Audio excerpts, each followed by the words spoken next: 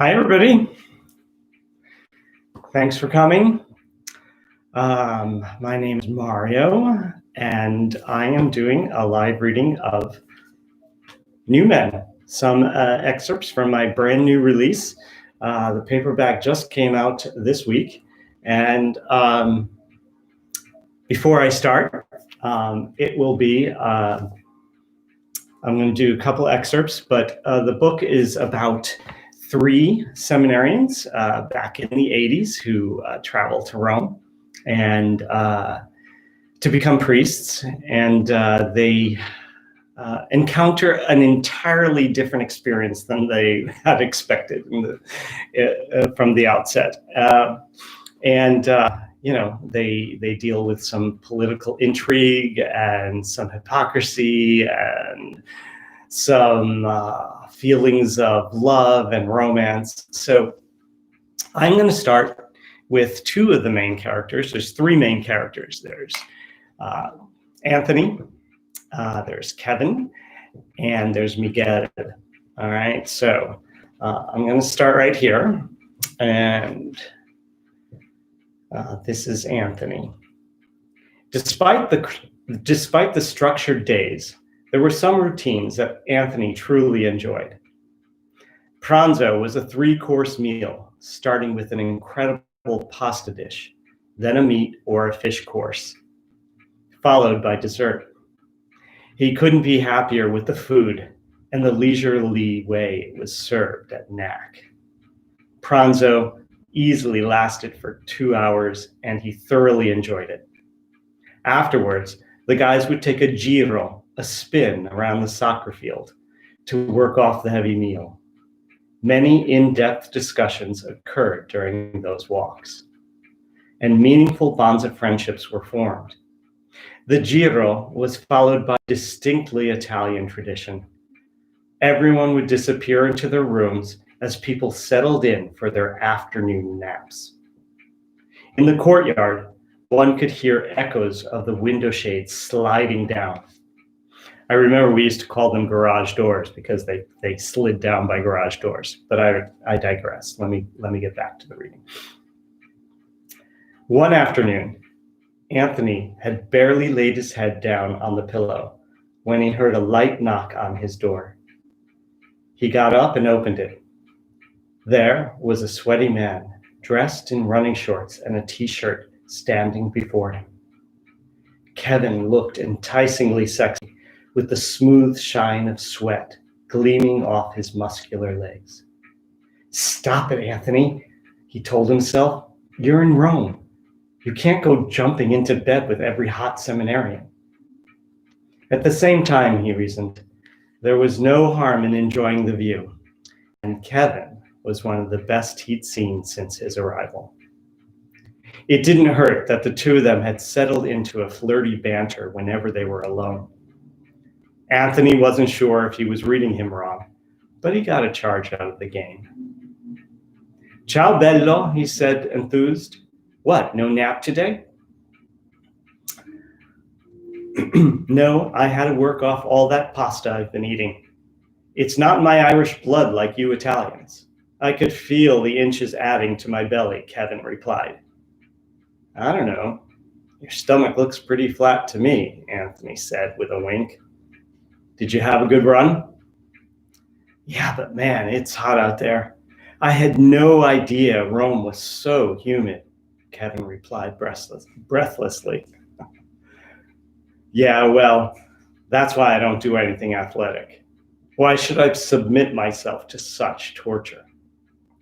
"Because it's almost a natural high, and when you're finished, it feels really great," Kevin said. "So I should torture myself so that I feel better when I stop?" "No, thanks," Anthony exclaimed. Kevin shook his head and laughed. "I could use some water," he said as he walked over to the sink. "Can I use your glass?" "Help yourself," Anthony said. As Kevin turned away, he savored the vision of his butt outlined in his sweaty running shorts. "Are you sure you don't want some Baileys instead?" "No, thanks. I'm completely dehydrated. Maybe later." With that, Kevin gulped down a couple of glasses of water and collapsed onto the bed right beside Anthony. Then he picked up a familiar book from the nightstand. "What are you reading?" "Actually, before my eyes got heavy with sleep, I was trying to read the book on spirituality that the rector assigned. I can't believe he gave us homework before classes even started." "Yeah, it really sucks, but I'm pretty far into it. If you want, I can walk you through it," Kevin offered. He scooted himself up, sitting right next to Anthony on the narrow twin bed. Their arms and legs were touching, with Anthony almost pinned against the wall. Kevin opened the book and held it between them so that Anthony had to lean into him to see it. "Give me that highlighter," Kevin said as he proceeded to go page by page, marking the relevant passages. "See, this way you'll get the main ideas without having to read the whole text." "Thanks, Kev. You're the best. How can I thank you for this?" "Don't you worry. I'll figure out some way for you to make it up to me," he said, putting down the book and squeezing Anthony's thigh. "Let's finish the rest later. I need to close my eyes for a minute. I'm a little tired myself." "I was just starting to drift off before you came in," Anthony replied. "Want some company?" Kevin asked as he raised his eyebrows suggestively. "Do you snore?" Anthony asked. "I don't know. There's just one way to find out," Kevin said as he slid down onto the bed and lay his head back onto Anthony's pillow. "What do you say we take a nap together?" "That's the best offer I've gotten since we've arrived in Rome," Anthony responded tentatively. He wasn't sure if this was an actual invitation or only their playful banter. The seminary code was so difficult to decipher. He scooted himself so that his head was on the pillow right beside Kevin's. They were quiet for a moment, and the silence was ripe with possibility. Anthony could hear Kevin's breathing regulate and relax. He could feel the heat emanating from his body and was awash with desire. As Kevin's arm rested at his side, his index finger made gentle circles on Anthony's thigh. It was a simple, affectionate movement, but the atmosphere was charged with sexual tension. The silence seemed to last forever. He knew that he probably shouldn't, but he was overcome by his hunger and took a chance. Anthony said nothing as he turned his face towards Kevin and gently kissed him. So, yes, awash is a sexy word. It is. So I'm going to read two excerpts because I want you to get a taste, if you will, of the characters. So Anthony and Kevin are obviously gay, right? I think you might have picked that up. And Miguel, on the other hand, is not. And so let me preface this beginning part. The three friends, Anthony, Miguel, and Kevin, are inseparable in Rome. And so one of Anthony's college friends is doing her junior year abroad in Paris. And she comes to visit Rome. And Miguel is quite taken with her. But he's a seminarian. Like, what's going on with these seminarians? Anyway, here they are for New Year's in Paris. The three seminarians travel up to New Year's for Paris. To Paris for New Year's. All right, here we go. Being in a group for the first day and a half tortured both of them.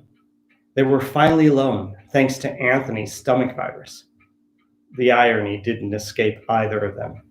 It took his illness to give them an evening alone, and he was the only one who knew that they were going to be brought together.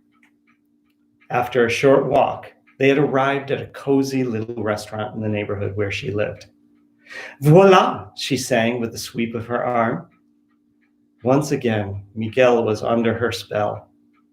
Rather than sit across from her in the booth, Miguel took his place beside her.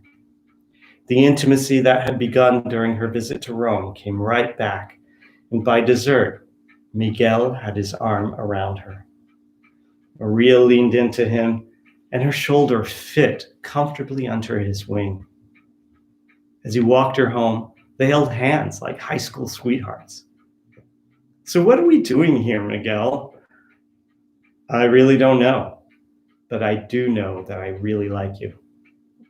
"And the priesthood?" "Yeah, well, I guess I have some decisions to make." "I guess you do." He leaned down and kissed her tenderly. She gave in to him, and before long, they were kissing like teenagers, leaning against the wrought iron fence outside her building. When they broke for air, he looked up at her apartment and said, "I guess I can't come up, huh?" "No, not unless you want to tangle with Madame Bellieu. She's very protective of her girls." "Then I'll see you tomorrow then." "Yes, my dear. We'll have the whole day together." She kissed him, then playfully pinched his cheek. "You're adorable, you know." She disappeared into the apartment as Miguel stood motionlessly, staring after her. Even though he was in a rush, Miguel decided to walk around a nearby park. He needed time to think. The cold Paris winter was the perfect company for his conflicting thoughts. Miguel had been with girls before, but that had been years ago. He had been so young when he last dated. This was obviously different. Maria was a woman. She didn't play childish games, and she didn't let him get away with anything. Her questions were direct, and she challenged him when he avoided giving answers. He had been more himself with her during the last few hours than he had been with anyone before. Not even Anthony and Kevin knew the depth of his internal battle. Miguel dreamed about making love to her. He was in dangerous waters. They had only known each other for a few months, and she was still in college, not to mention that he was a seminarian. How could this possibly work? Physically shaking his head as he walked, it looked as if he were arguing with a friend. "She's unlike any woman I've ever known. If I don't seize this moment, it may never happen again. But surely she can't be ready for such a serious relationship, can she? It doesn't matter. I have to be with her," he thought. But somewhere inside, he had that nagging desire to become a priest. Damn it, enough of this. Perhaps it's time for a new direction. He was dead tired when he lay his head down on his pillow, but sleep evaded him. What's going to happen between the two of them? I don't know. Gonna have to read it to figure it out. Anyway, those are two excerpts from the Newman, and yeah, there's a boy and girl plot and a boy and boy plot and all sorts of other plots. Lots of different things going on in there. Thanks, Halo. I love all these comments. If you have any questions, I'd be happy to answer them. So yes, the wrought iron will be polished, I think. Yes. And at any rate, so yeah, the plot it's very character driven, and you see these young guys develop and go there with all this bright-eyed idealism, and then reality of real life smacks them in the face, and they each respond to it in a very different way. Anthony's personality is wide-eyed and playful and silly. And thank you, MK. Thanks for the bravo. He is just like full of life, and he's just and when things don't go the way he wants, he's just devastated. He just doesn't know how to deal with it. Thank you, Joanne. I appreciate that. I appreciate it. So the characters. And then Kevin is very staid, very stereotypically Irish, and Miguel comes from a Mexican-American family in Texas, from a family of ranchers. They each from very different backgrounds kind of deal with all of this. So I've got a question in here. Thank you, Hela. Was it difficult to adapt to the slower Italian pace after the Northeast US hustle? Yeah, so here's the interesting thing. So even though this is a book of fiction, it's inspired by my time in Rome as a Roman seminarian. And I live on the East Coast of the United States, a bedroom community of New York City. And so getting to Rome and then having this very leisurely pace, you would think I would be really,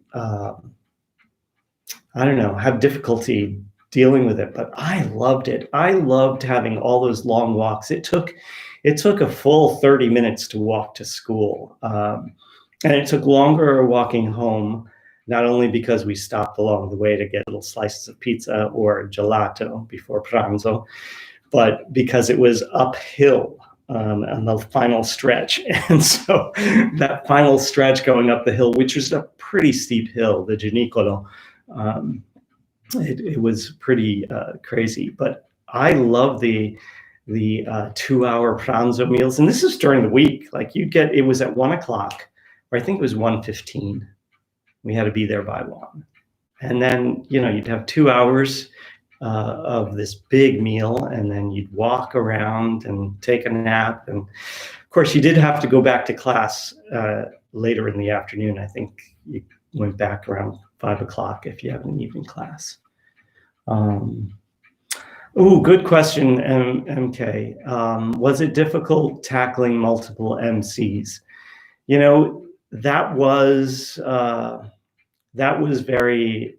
challenging. What was challenging about that was switching the points of view, the POV in each of those within the same chapter. I remember having to go back and say, no, I have to stick with one POV, and then either change section, like put a break, and then have it be Anthony's thoughts, or moving it to Miguel's thoughts, or Kevin's, or whoever's.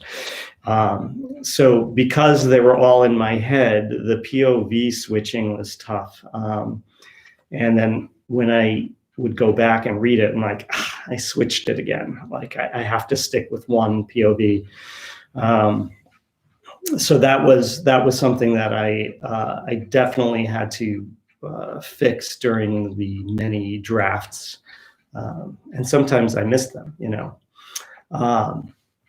Yes, there were definitely the siestas after pranzo. I don't know what we call them. They must have been, the naps in Italian are called pisolini, little naps. And so, yeah, we did it every day. Un riposa, that's it. There you go. Yeah, every day we would take a nap. It was silent in the building, silence everywhere. And, about an hour or so later, maybe even longer, you'd begin to hear the place wake up.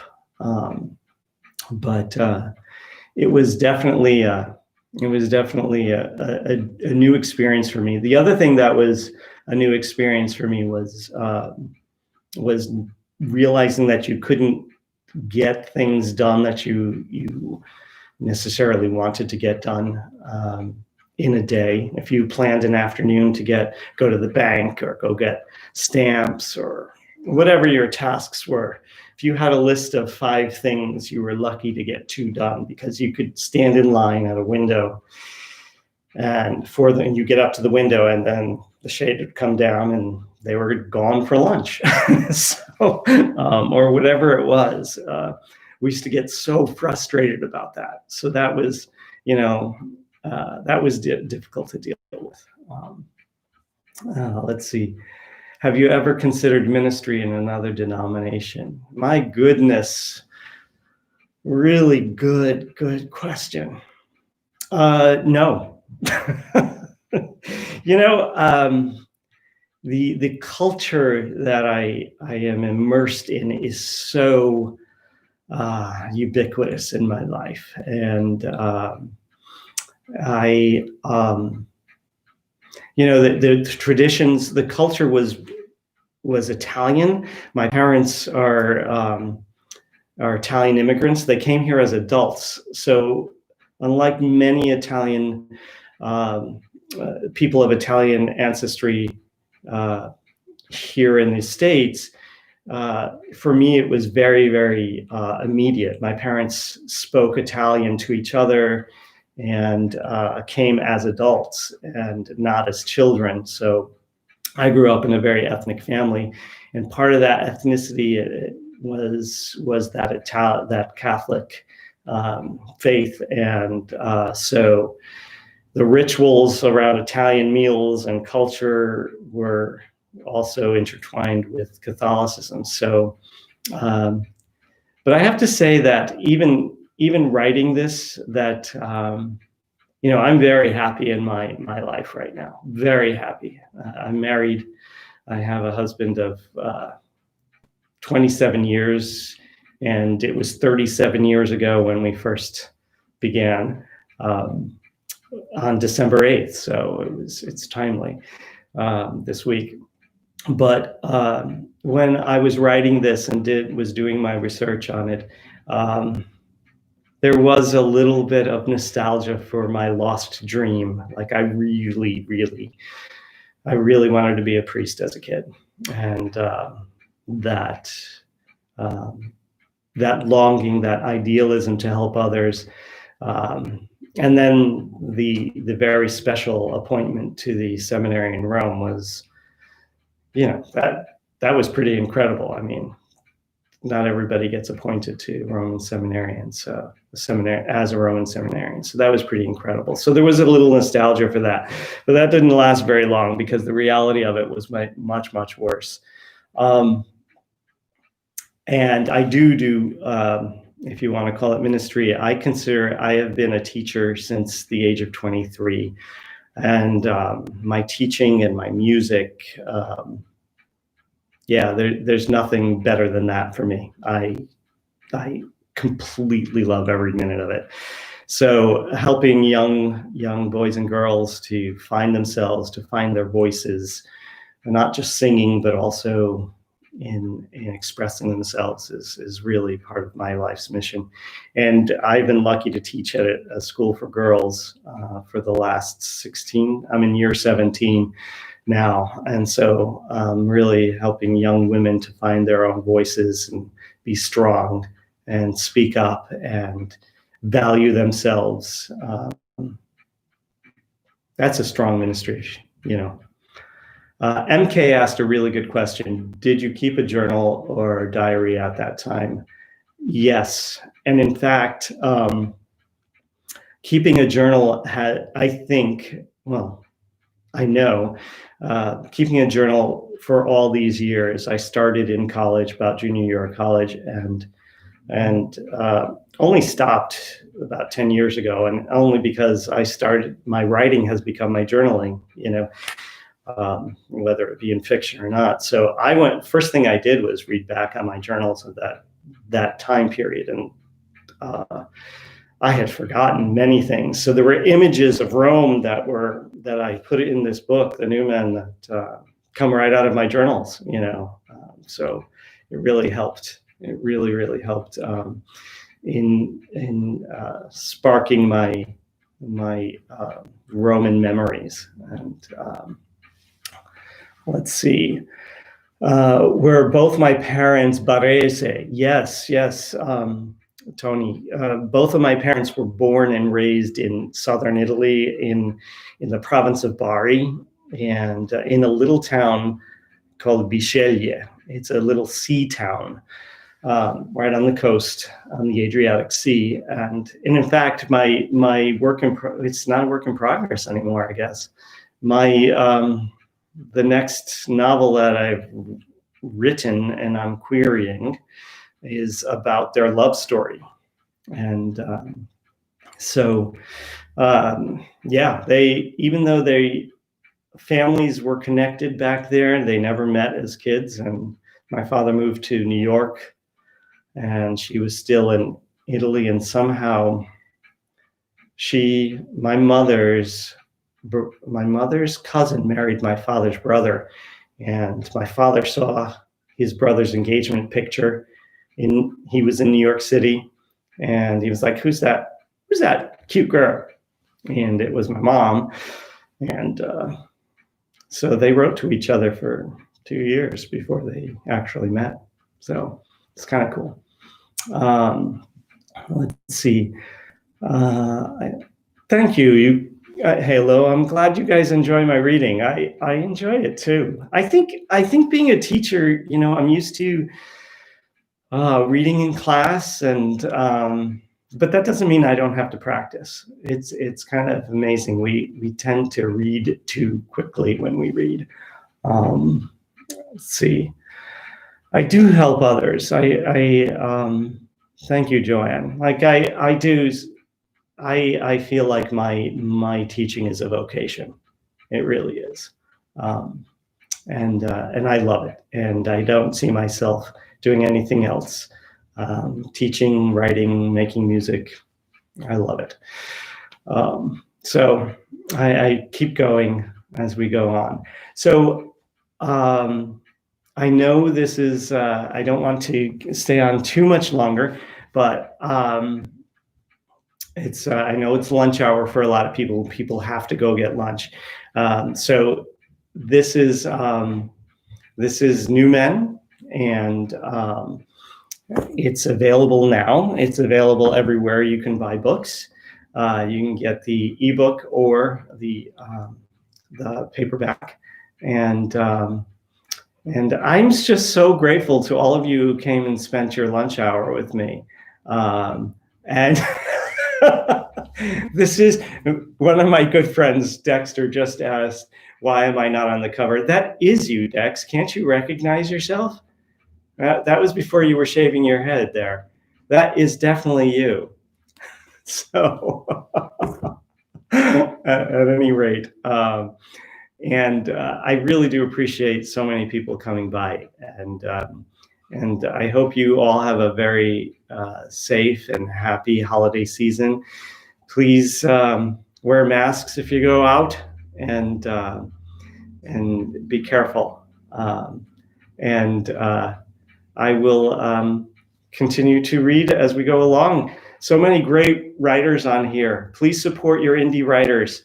All right, everybody. Thank you so much. Happy holidays, everybody. Bye-bye now.